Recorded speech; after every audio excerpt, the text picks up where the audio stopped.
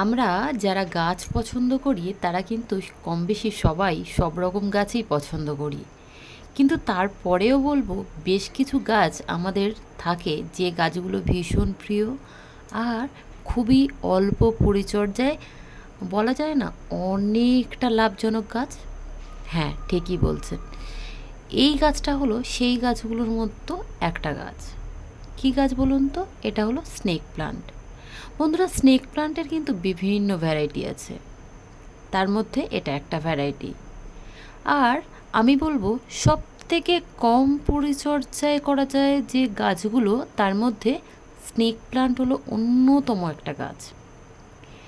তাছাড়া যারা indoor plant করে, অর্থাৎ বাড়ির মধ্যে ঘরে বা বেডরুমে, অর্থাৎ ঘরের ভিতরে যারা গাছ করতে পছন্দ করে, তাদের কিন্তু পছন্দের তালিকায় প্রধানত এই স্নেক প্ল্যান্ট থাকে। তাছাড়া বাড়ির ভিতরে বা ইনডোরে হয় বলে যে আউটডোরে হয় না, বা যাদের রোদ্দুর টানা বৃষ্টিতে থাকবে না এরকম গাছও কিন্তু নয়। এই গাছগুলো কিন্তু বছরের পর বছর আমার ছাদেই আছে। তো প্রথম দিকে আমি বাড়ির ভিতরেই রাখতাম, তারপরে গাছের পরিমাণ যখন অনেক বেড়ে গেছে তখন আস্তে আস্তে বেশ কিছু গাছ আমাকে ছাদে আনতে হয়েছে। তো আজকে এই গাছগুলো নিয়েই কিছু পরিচর্যা করব, সঙ্গে আপনাদের সঙ্গে বেশ কিছু মনের কথা শেয়ার করব। আর স্নেক প্ল্যান্ট জলে করে, কিন্তু আমি জলে এখনও পর্যন্ত ট্রাই করিনি, আমার অল্প পরিমাণে মাটিতেই আছে। এই গাছে খাবার বলতে তেমন কিছুই লাগে না। আমি বলবো কি, একটু জৈব সার, একটু বালি মিক্সড করে নেওয়া মাটির সঙ্গে, তাতেই যথেষ্ট। আমার এই গাছগুলো কিন্তু বছরের পর বছর এভাবেই থাকে। আর যেহেতু টানা বৃষ্টি হচ্ছে, দীর্ঘদিন গাছগুলোর কোনো পরিচর্যা হচ্ছে না, তাই ভাবলাম গাছগুলোকে নিয়ে আজকে একটু বসি। যেই না ভাবনা সেই কাজ। আর যেহেতু এখন বর্ষা চলছে, গাছগুলো একটু তো সমস্যা হবে, আগাছা হয়েছে গাছের গোড়ায়। তাছাড়া গাছের যেগুলো অনেক অনেক পুরনো পাতা, সেগুলো তো আস্তে আস্তে নষ্ট হয়। তো সেগুলো সেই পুরনো পাতাগুলোকে সরিয়ে দিতে হয়, তাহলে গাছটা অনেক ফ্রেশ হয়, দেখতে ভালো লাগে। তো অনেক দিন হলো গাছগুলোর পরিচর্যা করা হচ্ছে না, গাছের পুরনো পাতাগুলোকে গাছ থেকে সরিয়ে দেওয়া হচ্ছে না। আজকে ভাবলাম হাতে একটু সময় আছে, তো সেই কারণে গাছগুলোকে নিয়ে বসে গেছি। আরও একটা কাজ করব আজকে, যেহেতু আমার গাছগুলো অনেকগুলো টবে আছে, তো সেই টবগুলো থেকে গাছগুলো বার করব আর ভালো মানে পরিষ্কার করে একটা টবের মধ্যে রাখবো, যাতে আবারও আমি আমার এই কয়েকটা গাছ বাড়ির ভিতরে রাখতে পারি। তো বাড়ির ভিতরে অর্থাৎ ইনডোরে এত বেশি গাছ রাখার বা এতগুলো টব রাখার জায়গা নেই। তো একটা টবের মধ্যে সুন্দর করে সাজিয়ে গুছিয়ে এদেরকে আবার প্রতিষ্ঠিত করব। আর সেই জন্যই সকাল সকাল লেগে পড়েছি এই কাজে। আমার মতো যারা, বা আমার হাজব্যান্ডও ভীষণভাবে গাছ পছন্দ করে, তো আমার মতো যারা একটু গাছ নিয়ে থাকতে ভালোবাসেন বা গাছটাকে পরিচর্যা করতে, গাছের ফুল ফল দেখতে ভালোবাসেন, তাদেরকে বলবো গাছ তো করেন অনেক রকম, স্নেক প্ল্যান্টে একটা হলেও বাড়িতে রাখবেন।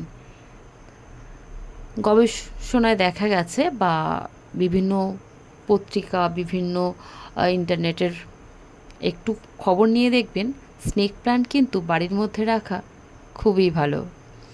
বাতাস ভীষণভাবে পরিশুদ্ধ করে।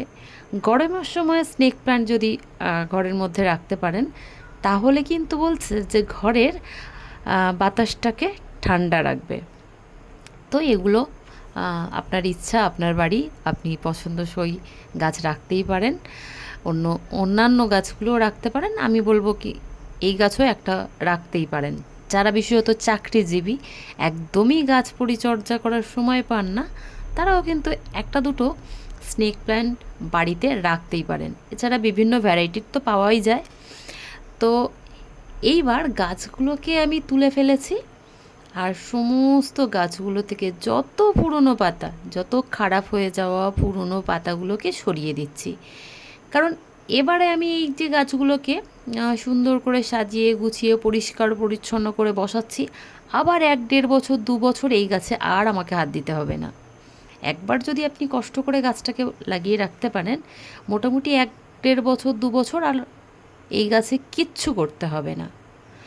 শুধুমাত্র 1-2 সপ্তাহ 3 সপ্তাহ পরে যখন দেখবেন গাছের মাটিটা একদম শুকিয়ে গেছে, তখন হালকা করে জল দেওয়া, ব্যাস এইটুকু কাজ করলেই যথেষ্ট।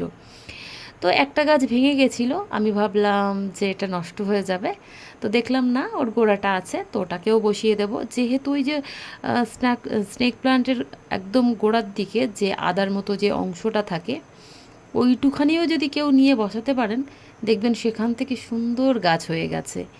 আর এই গাছ কিন্তু সহজে মরে না। আর দেখবেন স্নেক প্লান্টের যে পাতাগুলো অনেকটা মোটা, অনেকটা চওড়া, অনেকটা হেভি পাতা, তো সেই জন্যে এই পাতার মধ্যে কিন্তু পর্যাপ্ত খাবার ওদের থাকে, জল খাবার। তো সেই কারণে প্রত্যেক দিন যে খাবার দিতে হবে, প্রত্যেক দিন জল দিতে হবে, এই সমস্যা থেকে একদম মুক্তি। তো আমি প্রত্যেকটা গাছ তুলছি। আর এই গাছগুলো যখন বসিয়েছিলাম, প্রায় বছর দেড়েক তো অবশ্যই হবে।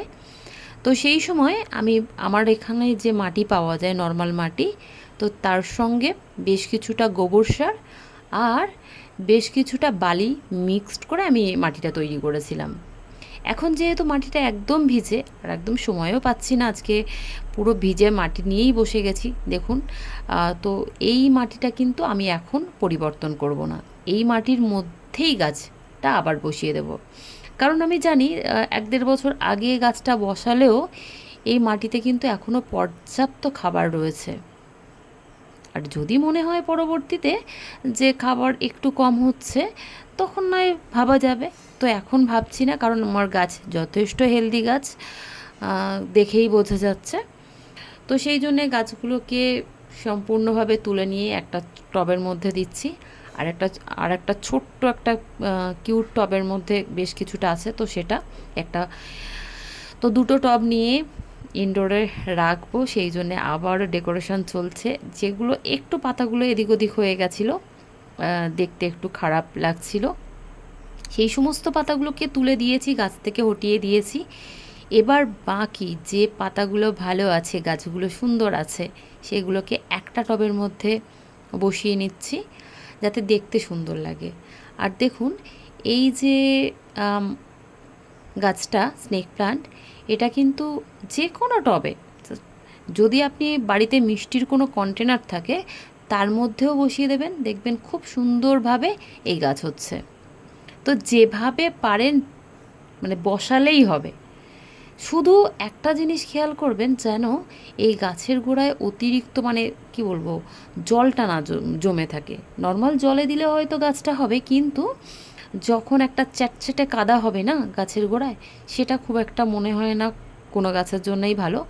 আর এখানে মাটিটা ভিজে আছে, তো একটু প্রবলেম হচ্ছে দিতে, তাতেও আমার মাটিটা বেশ ভালো। সাইড দিয়ে একটু জাস্ট ঠুকলে টপটা হালকা করে গাছের গোড়ায় মাটিটা সুন্দরভাবে সেট হয়ে যাবে, আর কোনো অসুবিধা হবে না। আর এই মুহূর্তে আমার কাছে অন্য কোনো মাটি নেই, থাকলে হয়তো ভেবে দেখতাম যে অন্য মাটি দেবো কি না। তো যেহেতু এই মাটিটা আছে আর আমি জানি এই মাটিটা বেশ ভালো, তাই জন্যে এই মাটিটাকেই ব্যবহার করছি। আর আমার গাছ পুরোপুরি কমপ্লিট হয়ে গেছে ইনডোরে নিয়ে যাওয়ার জন্যে। যদি আপনি গাছপ্রেমী মানুষ হয়ে থাকেন আর আমার ভিডিওটা যদি আপনার একটু হলেও ভালো লাগে, তো প্লিজ একটা লাইক করবেন, কারণ আপনাদের ছোট্ট একটা লাইক আমার ভিডিও করার যে অনুপ্রেরণা হয়ে থাকবে। তো thank you so much for watching. সকলে ভালো থাকবেন, সুস্থ থাকবেন, আর অবশ্যই একটা হলেও গাছ লাগাবেন। তো আমি মাটিটা এখনও দিতে থাকছি অল্প অল্প করে, দেখছি গাছের কোন দিকে মাটিটা একটু কম হয়েছে, তো সেখানেও মাটিটা দিচ্ছি। আর গাছটা কিন্তু কয়েকদিনের মধ্যে এই গাছটা আরও ঝাড় হয়ে উঠবে, খুব সুন্দর দেখতে লাগবে।